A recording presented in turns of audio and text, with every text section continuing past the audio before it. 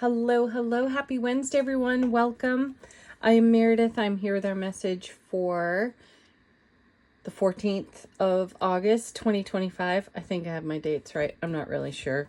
Anyway, Tarot of Mystical Peaks on the table. We have the sun in Leo. The moon is in Aries. We have our retrogrades going on. Tuning into the energy atmosphere. What's on offer to us today? Our first card. Very sweet. Didn't we start with the Ten of Cups in yesterday's reading? And now we have the Ten of Pentacles. So we're talking about a fulfillment in our legacy of happiness. Powerful energies for us. And coming out of this Mercury retrograde that just completed on the 11th of August, just 3 days ago. Wow. I heard so much from so many about how interesting that Mercury retrograde was. So I love that we're seeing cards like this. And it's a good thing because, as you know, if you've been tuning into the readings on a regular basis, we've all been digging deep and pulling things up by their roots when it comes to our happiness or anything that we have been asleep with, not conscious about, that could be holding us back and limiting us in some way.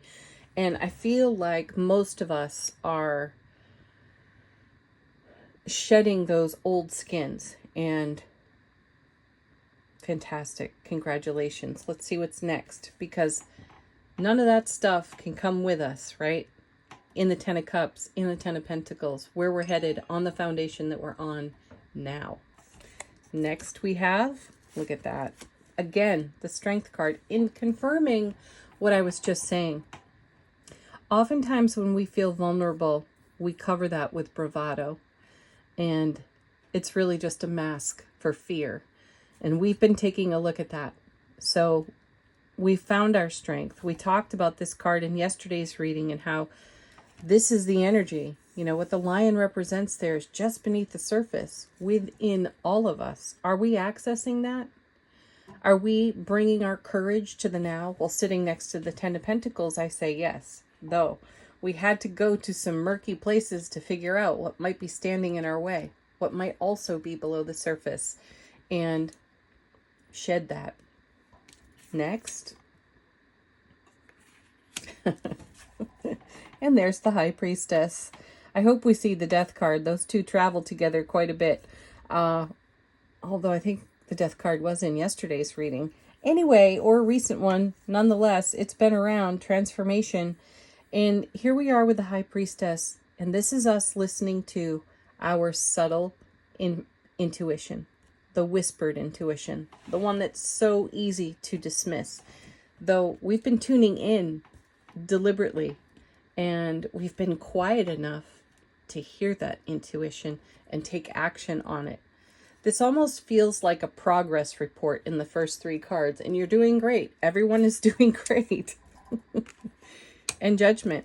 Nice. Very nice, because we've exactly had to resurrect some old energies to see them for what they are. To recognize they're a mouse, not a mountain, right? And do something about it. Beautiful. So the retrogrades are really doing their job quite well. They're giving us time to reflect, review, reconsider, resurrect.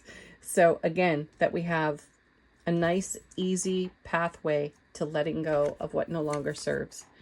And look at this. How beautiful. Wow. 6 of Wands, everybody. Victory, success, harmony, homecoming to one's own heart space. Yeah. Beautiful. Let's see what's on the bottom of the deck. How's the universe helping us out behind the scenes? Sweet. There's the Fool. A leap of faith with no fear of consequence. And why is there no fear of consequence? Look at this. 10 of Cups. Strength. High Priestess. Judgment and 6 of Wands. Yes. That's what makes it all possible for us to take that leap. Huh. Oh, that just gave me a nice personal truth tingle. Tangle. Next, the Sun. Happiest card in tarot. What an amazing reading so far. This is a card of brilliant clarity, and I dare say that the brilliant clarity is the intuition. And we're dialed to just the right station with ourselves. Excellent.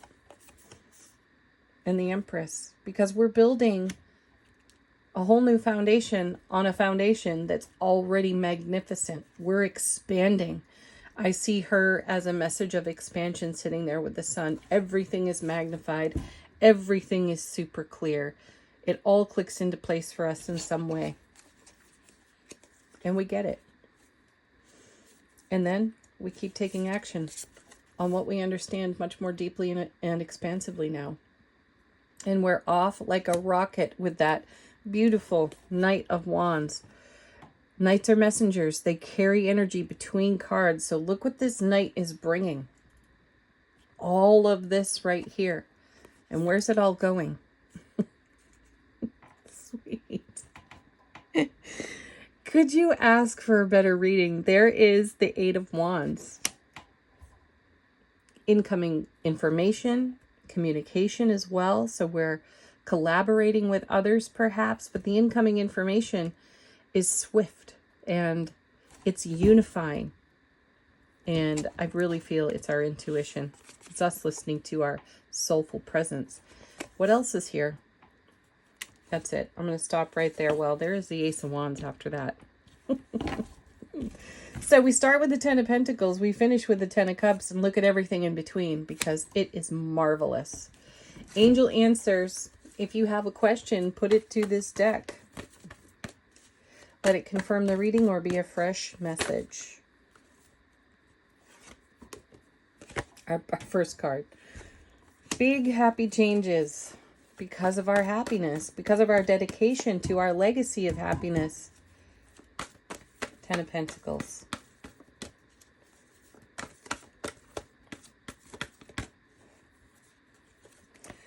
Third time in a row, I believe, communicate clearly is coming out. Obviously, that's working for you, and you're all taking that to heart.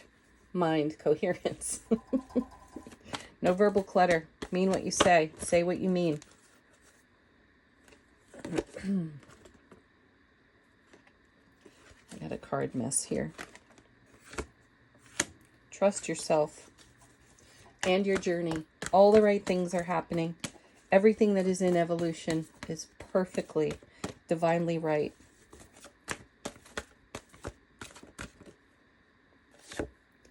The situation will improve. So it's going to get better than what you even see here. And our emphatic yes, back again.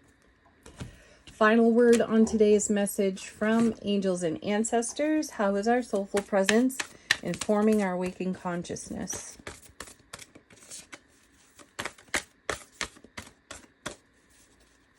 And we have the Heart Guardian.